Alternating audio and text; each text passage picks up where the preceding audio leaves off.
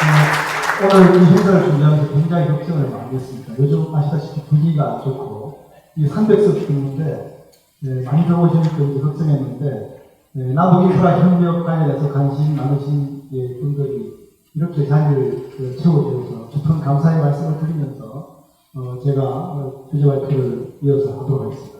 지금 시간이 좀 정해졌기 때문에, 방법은 제가 조금 저희하기 위해서 답을 오늘 조금 빨리 하겠습니다. 이야기를 부탁드리겠습니다. 제가 오늘 말씀드릴 순서는 주변 환경에 대해서 조금 제가 말씀을 드리고, 남북 인프라 협력에 있어서 걸림돌이 무엇인지를 한번 좀 진단해 보고, 결국은 그 걸림돌을 해결할 수 있는 건 해결하고 분석할 수 있는 건 분석해서 앞으로 남북 인프라 협력을 잘 하기 위해서 출범하게 된 것이 한반도 인프라 포럼입니다. 인프라 포럼의 지금까지 추진 경과와 내용, 그리고 앞으로 걸어가야 될 길에 대해서 말씀을 드리는 것으로 제 발표를 마무리할 것 합니다. 이 슬라이드를 보시면 과거의 전체주의 국가들에 의해서 야기됐던 제2차 세계대전 이후에 냉전 이데올로기에 의해서 우리 한반도에서 전쟁이 발발하고 베트남 전쟁, 그러나 그 뒤에 미소, 백강사라든지 미중수교 이런 과정을 통해서 냉전 이데올로기와 대립과 전쟁의 막은 서서히 내려왔습니다. 유일하게 한반도에서만큼은 아직도 냉전 이데올로기라는 그 인물의 뜻에 갇혀가지고 무력, 전쟁의 위험성, 대립, 이 길을 걷고 있습니다. 그러나 아시는 것처럼 작년부터 새로운 반전, 우리가 봄을 기대할 수 있는 희망의 싹이 트기 시작했고, 이런 자리, 또 한반도 인프라 포럼, 또 정부에서의 노력을 통해서 이 새봄은 반드시 올 것으로 저는 확신하고 있습니다. 그러면 우리가 일을 잘하기 위해서는 먼저 문제를 진단하는 것이 중요하다고 생각합니다. 이것은 저희 관점일 수 있습니다만, 제가 지금까지 준비하고 있어 많은 분들이 공감한다는 것을 확신할 수 있습니다. 크게 4가지로 걸림돌을 정리해 봤습니다. 첫 번째는 일본의 양극단적 시각입니다. 둘째는 가장 강력한 걸림돌이 될 수 있는 북한의 비핵화 대북 제재. 세 번째는 북한 진출 리스크 문제, 투자 리스크 문제, 회수 문제. 그리고 마지막으로 인프라와 관련한 협력 준비가 우리가 과연 잘 되어 있느냐, 그 문제가 되겠습니다. 이것을 표로 좀 정리를 해봤습니다. 일본의 경우에 양극단의 원정이 뭐냐면 한쪽은 허둥이 논란, 한쪽은 무조건 대박. 그냥 기업 개방되면 우리가 가서 많은 돈을 벌 수 있을 것이다.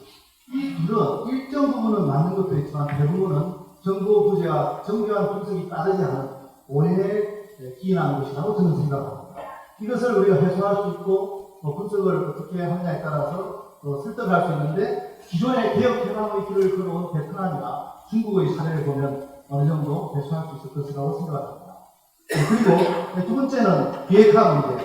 이것은 정치적 변수가 굉장히 지배적이고 우리가 어떻게 할 수 있는 게 많지만, 그러나 비핵화 이전에 우리가 할 수 있는 일들이 많이 있다는 것을 같이 지식을 공유하고 단계별로 할 수 있는 것을 같이 추진한다면 또한 미리 준비를 할 수 있는 많은 것들이 있다는 생각이 듭니다. 세 번째, 북한 진출 리스크 문제는 개성공단과 금강산 이런 사업 사례를 통해서 우리가 여러 가지 또 해소 방안을 고민을 해볼 필요가 있고, 마지막으로 한반도 인프라 포럼과 가장 밀접한 관계가 있는 것은 인프라 협력에 있어서 우리가 준비가 과연 잘 되어 있느냐, 부족하다는 것입니다.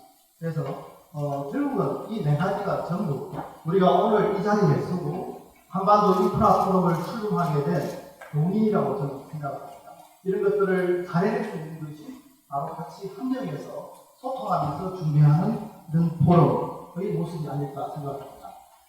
첫 번째 양극단적 시각을 일부 해소할 수 있기 위해서 약간 복잡하지만 여러 가지 제가 그림을 그려봤고, 자세한 것은 자료를 참조하시고요.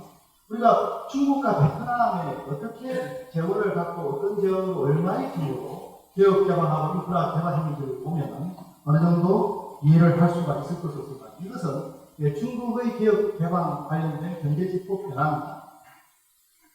지금 보시면 중국의 시사점은 ODA 자금을 많이 쓰지 않았습니다. 공적 운동 관련한 무상 전력 또는 유상으로 저비 차감 등 이런 자금을 별로 안 쓰고, 내부 저축률이 미국 사람들이 굉장히 저축을 잘할 때 내부 자원하고 특히 화교 자원을 많이 썼습니다. 그리고 미국과의 관계 개선을 하면서 이 북한 쪽으로 우리가 좀 시사점을 볼 수 있는 것이 북한도 특구 중심으로 가는데 중국도 특구 개발 중심으로 가면서 초기에 상하이 표준 신규를 수립하면서 FDR, 이게 외국인 직접 투자, 팀 로든스 같은 사람이 투자를 하겠다 하는 게 일종의 그런 게 외국인 직접 투자, FDR이 되겠죠. 이게 급격하게 늘어나는 것을 알 수 있었고, 대부분이 파격, 그리고 FDR의 70% 이상이 홍콩 사업, 동일한 문화권 속에서 또 언어도 서로 소통이 될 수 있는 그런 배경을 갖고서 기술전도 용이하고, 이것은 우리 남북한 관계에서 시사한 바가 크다고 볼 수 있습니다. 같은 언어, 그리고 비슷한 그런 문화를 갖고 있다는 것, 그리고 특구 중심의 그런 개발, 이런 측면에서 한번 바라볼 필요가 있고요. 두 번째로 우리가 베트남을 보면은 실질적으로 그 재정이나 재원 측면에서는 오히려 베트남을 바라보는 것이 더 도움이 될 거라는 생각을 합니다. 베트남은 내부 자본이 많지 않았기 때문에 북미 관계 개선이 굉장히 중요했고, 이 관계 개선이 이루어지면서 이 녹색이 ODA입니다. 그리고 이 붉은색이 외국인 직접 투자인데 급격하게 늘어나면서 WTO 승인 후에 특히 외국인 직접 투자와 ODA가 많이 늘어났습니다. 이 과정에서 최근에는 중진국으로 진입해 들어가면서 ODA 지원은 이제 거의 줄어들고, PPP, 이것은 민간과 관이 같이 협력해서 하는 사업으로서 물론 민간 자본이 들어가는 거죠. 이 규모가 굉장히 늘어나고 있는데, 맥킨지 리포트에 따르면 한 앞으로 10년 동안 200 내지 300조, 그래서 매년 20조 정도입니다. 지금까지 투자된 금액하고 앞으로 투자될 금액을 보면요, 이 PPP는 대부분 다 인프라입니다. 전체적으로 300조 원 이상이 소요된다는 것을 우리가 알 수가 있습니다. 그러면 북한에서는 인프라에 어느 정도의 재원이 필요할 것이다. 굉장히 힘든 대목입니다. 정보도 많지 않고. 그런데 조금 전에 베트남의 그 개발 사회 재원을 보고 우리나라에서 여러 기관들이 분석을 했습니다. 이것은 정보도 많지 않은 한계도 있지만 목표 수준을 어떻게 갖고 하느냐, 북한을 어느 정도로 계량을 하고 실수를 하느냐, 이런 여러 가지 또 우리 분석하는 방법에 따라서 천차만별입니다. 여기 참고로 보시면은 14조부터 324조까지입니다.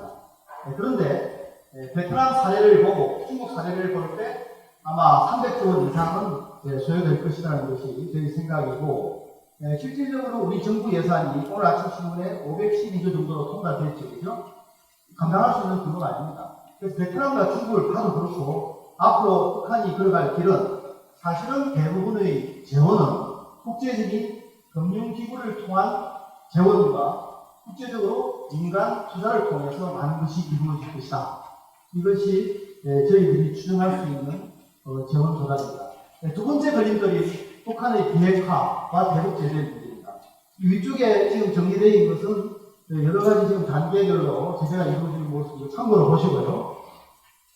여기 핵심적인 제재 사항들이 있는데, 대량 경금 이전 제한이라든지 과학기술 협력 금지. 우리 인프라 쪽은 괜찮습니다. 핵미사일 관련 이제 우리가 통합 건축 관련된 인프라, 과학기술 협력은 사실은 재개 해제 문제도 할 수 있는 거죠. 노동자 소환 문제라든지 송출 문제, 국제금융 지원 금지. 이 중에도 인도주의적 목적은 예외입니다. 예를 들어서 보건 의료와 관련된 거라든지 지금 관광 사업도 예외죠. 우리는 지금 못 가고 있지만은 국제적인 관계가 좋아지면 우리도 또 다시 재개해서 가겠죠. 중국이나 유럽, 호주에서 관광객들이 많이 가고 있습니다. 이것들이 조금 전에 이물철 교수님이 북한의 건축 많은 것이 이루어지고 또 실질적으로 정보업, 제조업이 많이 발달하고 있습니다. 지금 예수는. 중국으로부터 들어오던 의료나 여러 가지 이런 것들이 이제 많이 국산화 북한에서 되고 있는데, 그러나 이 제재 영향이 굉장히 크기 때문에 이건 지금 보시는 것처럼 실질적으로 무역 측면에서나 경제 발전 측면에서는 상당히 힘들어지는 국면으로 가고 있다. 작년에 수출액이 15년도 대비해서 89%가 감소했습니다. 그리고 GDP는 4.1%. 지금 연차별로 14년 후에는 1% 정도 성장했었는데 계속 마이너스 성장하고 있습니다. 최대 수출 품목이 북한이 무연탄이나 이런 광물이었는데 이 자체가 막히면서 큰 폭의 감소를 하고 있다. 그래서 저 건설 건축을 하려면 재원이 필요한데, 외화가 필요하겠죠. 달러가 필요한데 지금 이제 많은 재원이 들어가고 있는데 앞으로 계속 만약 이러한 제재가 이루어지면 좀 힘들어지지 않을까 하는 생각을 할 수가 있습니다. 그러면 우리가 제재 해제 이전에 할 수 있는 일들을 미리 준비하는 그런 지혜를 가져야 되는데, 지금 이쪽과 아래쪽을 정리를 해놨습니다. 여기 보시면은 밑에 쪽을 읽어보시고요. 대북 제재가 유지되는 현 상황에서도 할 수 있는 일들이 많이 있습니다. 그러나 물론 미국과의 관계에 대해서는 지금처럼 어렵지 있으면 힘들지만 분위기만 좀 좋아지면 할 수 있는 일들이, 얼마 전에 우리가 남북한 인프라, 북한 인프라 공동조사를 했죠. 이런 공동조사나 제도적인 것, 건설 기술이라든지 특화 기술 개발을 한다든지 공동으로 다 가능하고, 인적 교류도 가능하고, 날리지 쉐어링 프로그램, 이런 지식 공유 사업 프로그램 이런 것들도 운영할 수 있고, 기본적으로 꼭 해야 될 일 중에 하나가 가능하면 남북한이 공동으로 한반도 인프라, 거시적인 관점에서 마스터 플랜을 수립하는 이런 일들을 착수해서 검토하고 진행할 수 있다는 말씀을 드리겠습니다. 인프라 제어는 조금 전에 중국과 베트남에 의해서 말씀드린 것처럼 여러 가지 국제 기구를 통해서 가입하면은 FDI나 이런 ODA 자본들이 많이 들어갈 수 있고, 남북 경협 재개 확대를 통해서 또 재원들이 들어갈 수 있을 것으로 생각을 합니다. 기존 인프라 협력 사업에서의 시사점을 통해서 우리가 북한 진출 리스크 문제를 한번 진단을 해보겠습니다. 크게 우리가 개성공단, 금강산 관광지구, 캐도 이 3개 정도를 우리가 볼 수가 있는데요. 나머지 그런 참조를 하시고, 개성공단의 사례에서 보면은 건설 회사가 공장 수는 82개인데 84개의 건설 회사들이 들어갔습니다. 바닥인데. 그래서 이 문제하고 인력 고용에 있어서 초기에 기능 수준이 좀 위협했는데, 교육 프로그램이 있었지만 교육을 제대로 할 수가 없었고, 그러나 워낙 우리하고 같은 비슷한 민족으로 기본적인 베이스가 있기 때문에 그 수준은 빨리 올라간 것으로 분석되고 있습니다. 이 자재 측면에서 보면은 대부분 남한에서 조달하다 보니까 전체적으로 공사비가 상승되어서 중국, 베트남 대비해서 공사비가 서늘에서 상승됐다는 분석 자료가 있습니다. 여기서 시사하는 것은 결국은 우리가 제도적인 것도 준비를 잘 해야 되고, 이런 북한 기술력 관련해서 기술, 기능, 인력, 교육을 상호간에 하는 것이 굉장히 중요하고, 자재 문제는 가능하면 빨리 북한에서 현지 생산 체계를 같이 공동으로 준비하는 것이 중요하다는 말씀을 드리고 싶습니다. 이 네 번째 흐름, 걸림돌이 어떻게 보면 오늘 이 자리가 마련된 가장 중요한 저는 배경이라고 생각합니다. 북한과의 협력, 인프라 협력 측면에서 준비가 부족합니다. 그걸 크게 3가지 관점에서 제가 말씀을 드리고 싶습니다. 첫째는 북한에 대한 정보 공유 및 이해의 한계입니다. 제가 같이 계속 토의하고 공부하면서 느낀 게, 과연 우리가 깊은 지식을 갖고 있느냐, 또 단편적 지식이 아니냐, 또 이것도 독자 소유들을 아니냐, 기관끼리 서로 공유를 하지 않고 한 기관 내에서도 공유들을 잘 하지 않는다. 이건 저는 심각한 문제라고 생각합니다.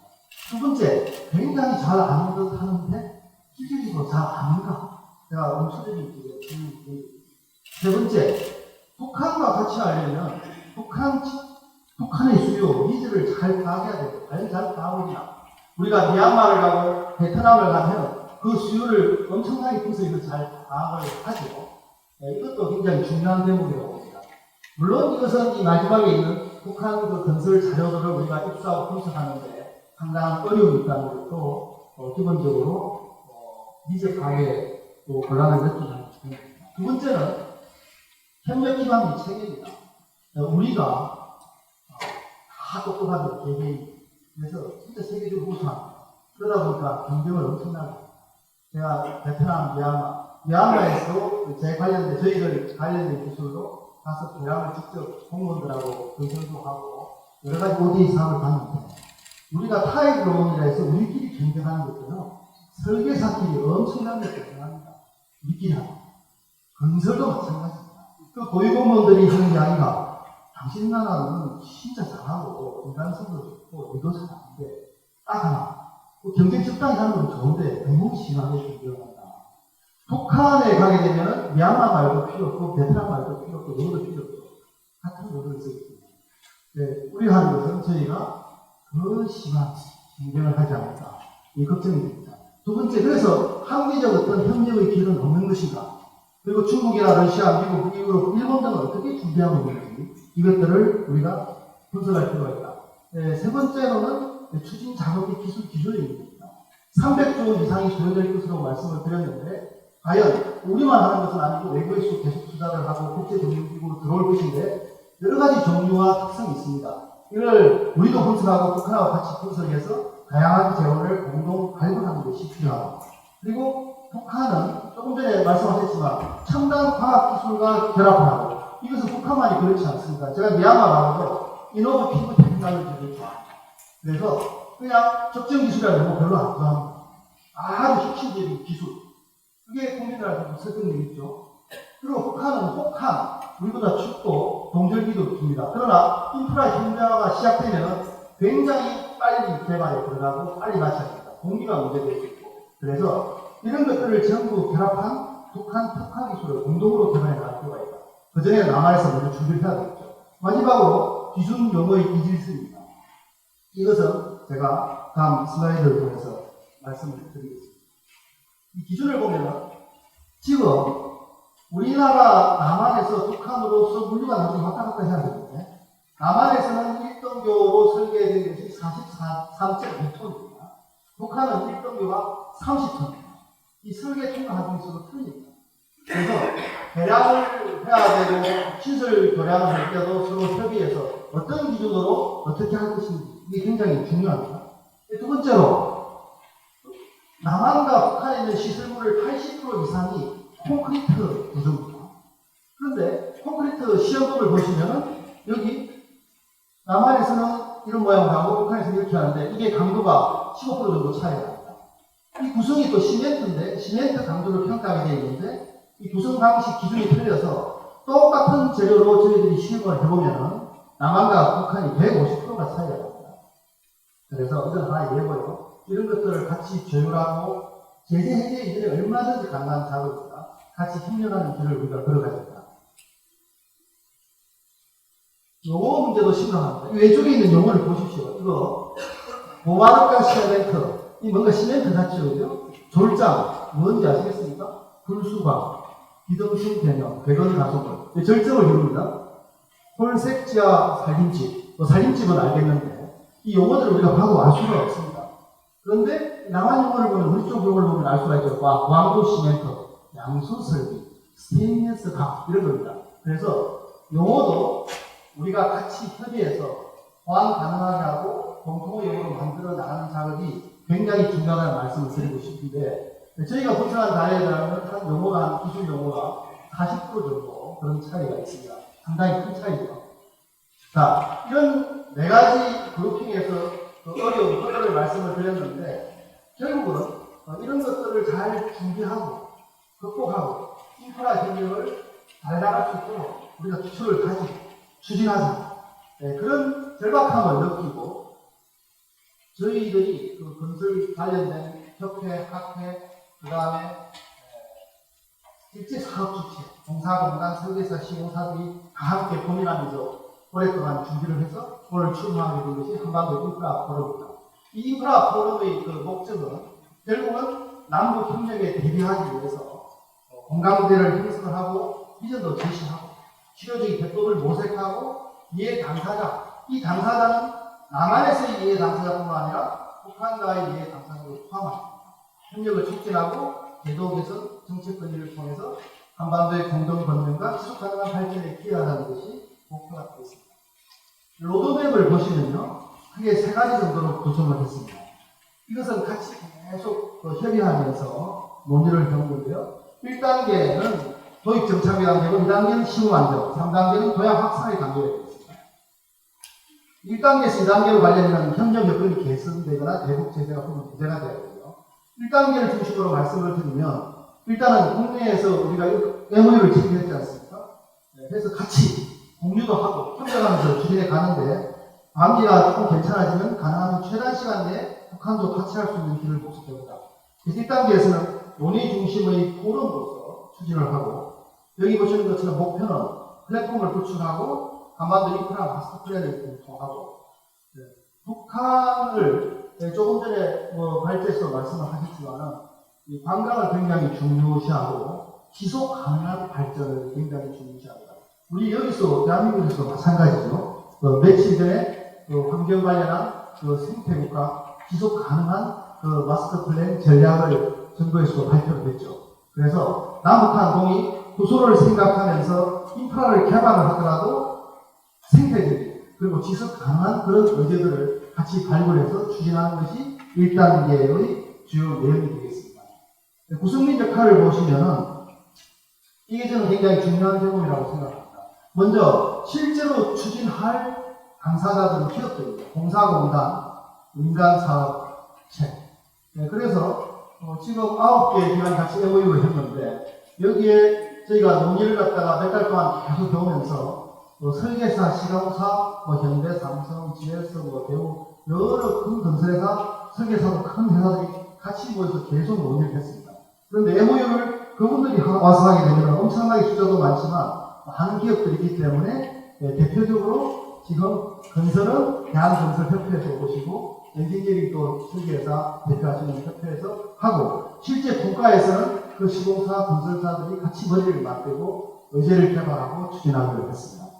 그리고 이 금융도 굉장히 중요합니다. 조금 전에 재원을 말씀드렸지만 북한을 지출하게 될 때 결국은 재원이 많이 따라가야 되는데 우리 글로벌 금융학회가 우리나라의 모든 금융기관과 관련 정부 기구들이 다 들어있습니다. 그래서 우리 오갑수 회장님께서 또 같이 조언을 해주시고 언론의 경우에는 지금 우리가 오해도 있고 우리 추진하면서 국민들께 알리는 것도 중요합니다. 다행히 이제 원익투데이 미디어에서 같이 조언을 했고 오늘 패널로 들어오시지만은 우리 중앙이 아직 안 끝나요? 중앙일보하고 같이 또 평화인재연구소, 평화통일문화연구소 같이 협력기관으로 일을 같이 하고 이렇게 하기로 했습니다. 나중에 지금 일단 민간주도로 출발을 하고 기회가 되면은 국회나 정부하고 같이 또 조인하는 이상된 것이 있습니다. 추진경을 잠깐 말씀드리면 저희가 작년부터 준비를 해오면서 여러 지금 기관과 단체 협의와 보고 예를 들면 북한경제협력위원회도 설명을 했고요. 특히 이제 금년에 저희가 5월달에 제주 포럼에서 한반도 인프라 포럼과 관련한 추진을 검토를 하고 그 뒤에 자문위원회를 저희가 금년 10월에 세 그룹으로 나누어서 하고 또 준비위원회를 1차 준비위원회, 2차 준비위원회 하면서 같이 논의 검토를 했습니다. 이 과정에 참여한 기관이 전체적으로 이 다양한 기관들이 40여 개 정도 참여를 했고 특히 여기는 조금 전에 구성할 수 있지만은 오늘 패널을 또 보시죠. 회계법인과 로펌도 같이 조율을 합니다. 왜냐하면 북한을 갈 때 기술로만 되는 것이 아니고 금융도 따라가야 되지만은 대학 문제라든지 여러 가지 법적인 문제를 같이 논의하고 제도를 준비하기 위한 그런 일련의 노력이라고 말씀드릴 수가 있습니다. 그럼 조직을 어떻게 해서 추진을 하기로 했느냐고요. 여기서 중요한 것은 기본적인 이런 분과들이 있지만 또 사업 측면에서 사업 분과입니다. 주택, 도시, 도로, 철도 있지만 어떤 프로젝트 하나가 있으면 이것은 민복합적으로 여러 영역이 같이 협업을 해야 합니다. 지금까지는 협업들을 잘 안 해왔습니다. 기관이라든지 어떤 학회에서 분석을 하고 준비를 했는데 앞으로는 그러지 말자 하는 것을 다짐하는 것이 오늘 그 자리죠. 그래서 매트릭스 조직으로서 우리가 이런 프로젝트를 검토를 하면 여러 국가에서 같이 들어와서 검토하고 다음 2회, 3회부터는 이 결과를 가지고 여러분들과 공유를 하고 논의를 해나갈 생각입니다. 자, 그러면 의전들을 해나갈 일이 일단 중요한 것은 종합적인 마스터 플랜을 남한에서 같이 하고 북한과 같이 해서 수립하는 것인데 지금까지 보면은 주로 한반도 시경제지도 우리 대한민국에서 한반도를 전체 바라보면서 국방정책이나 남방을 이야기한 것이 되겠고요. 지금 보시는 것은 작년 11월에 북한에서 발표합니다. 주요 경제지대들. 그래서 27개의 경제지대를 갖다가 쭉 이야기를 상세해서 투자 유치를 위해서 했습니다. 여기에 별도로 지금 표시된 게 관광 관련 3대 국책 사업입니다. 관광은 굉장히 중요하기 때문에 여기 보시는 지금 이 노란 동그라미가 되어 있고 파란색 원산 갈마 쪽이라든지 양덕군 온천 관광지구라든지 삼전 이런 쪽입니다. 그래서 북한에서 계획을 잡고 있고 또 5개년 계획, 10개년 계획이 있는데 남한과 북한의 계획을 같이 앞으로 쳐다보면서 협의해서 한반도 인프라 전체 마스터 플랜을 합니다. 네, 지금 이 그림은 뭐냐면 어떻게 보면 서로 합의된 것이라고 볼 수 있는 거죠. 아시안 하이웨이는 이미 우리는 2004년에서 2005년에 이미 발효해서 고속도로 타고 가시면 아시안 하이웨이 1번, 2번 이런 게 있습니다. 1번, 6번 이런데 북한도 2012년에 아시안 하이웨이 협약 같이 하고 들어와서 지금 이 그림은 경부선을 타고 따라서 아시안 하이웨이 1번 노선입니다. 북한의 경우에는 개성, 사리원, 평양으로 해서 신의주로 해서 단동으로 연결되고 오른쪽은 동해안선은 6번 선입니다. 이렇게 올라갑니다. 이것은 같이 길을 걸어가는 것이고 그 다음에 경의선 조금 전에 2023이 공동올림픽 열리면 KTX가 같이 서울에서부터 쭉 해서 올라가는 이런 노선이 생길 수 있는데 지금 이미 경의선 연결 작업과 이 선들은 과거에 있던 선들이죠. 그리고 동해선이 있습니다. 이런 것들을 남한의 계획과 북한의 계획이 있는데 같이 결합해서 공동으로 마스터 플랜을 만들어 나가고 그 준비 작업을 우리 인프라 포럼에서 먼저 같이 하고 2단계로는 북한과 같이 하자는 그런 구상이 있습니다. 예시를 하나 하면은 이런 위치별로 우리가 타당성 조사나 사업 구상을 같이 협의해서 그런 것들을 다 모아서 한반도 인프라 마스터 플랜을 남북한이 같이 만들 필요가 있다. 조금 전에 예를 들어서 단천도 말씀하셨지만 단천 같은 경우에 광물 자원이 굉장히 많습니다. 그러니까 하나로만 되는 게 아니고 그 광물 자원을 개발하면 항만을 갖다가 우리가 확장하고 신설해서 부산항으로 싣고 올 수 있고 그 주택을 할 수 있고 또 발전이 바로 뒤에 있어야 돼요. 아주 종합적인 계획이 따라가야 됩니다. 여기 제가 하나 예시를 드려보면 지금 인프라 여기는 위에 축은 인프라고요. 밑에는 경제지대입니다. 지금 현재 여기 보시면 철도와 도로를 타고서 이렇게 갈 수 있게 서로 지금 준비들을 하고 공동조사를 했습니다. 금강산 관광과 관련해서 한번 검토를 우리가 같이 해본다 하면 이게 단순한 관광지대 건축만의 문제가 아니라는 거예요. 여기에 얽힌 것들은 철도를 통해서 우리가 금강산을 갈 수도 있고 그 다음에 자동차를 통해서 갈 수도 있고 그런 도로가 필요하죠. 그리고 전력이 있어야 되고 전력이 있어야 되죠. 그리고 항만을 통해서 초기에 우리가 금강산 관광은 배를 타고 갔었죠. 또 부산항에서 바로 갈 수 있죠. 그리고 공항, 비행기를 타고 갈 수도 있습니다. 우리가 서울에서 국제공항 지금 계획이 들어있는데 3개월 같은 데 갈 수도 있죠. 그래서 이런 종합적인 검토가 필요하고 하나의 사업 타당성이 아니라 전체를 결합한 융복한 형태의 매트릭스로서 모여서 검토를 해야 된다. 이게 한반도 인프라 포럼의 중요한 출발점이죠. 또 배경이기도 합니다. 그래서 지향점이 여러 개가 있을 수 있는데 하나 제가 모델을 말씀드리면 우리가 남북한이 공동모델을 발굴하고 기술 교류를 하고 이것을 통해서 테스트베드를 그러니까 첨단 과학 기술을 결합한 건설기술이니까 테스트베드가 있어야 되겠죠. 테스트베드 운영을 하고 공동 시범 사업을 하고 여기서 성공적으로 한 다음에 남한과 북한의 스트롱 포인트를 결합을 해서 해외를 공동 진출해서 수출하는 좋은 모델을 만들고 자신감이 생기고 서로 윈윈하면은 새로 또 의제를 발굴하고 선순환하고 지속 가능한 부대에 보여줄 수 있는 좋은 무대, 시너지 효과를 낼 수 있는 이런 어젠다를 개발하고 추진했으면 좋겠다는 것이 저희 한반도 인프라 포럼의 생각입니다. 이 그림을 보시기에 여러분 무엇으로 보시죠? 이 그림. 이 그림은 나무의 나이테입니다.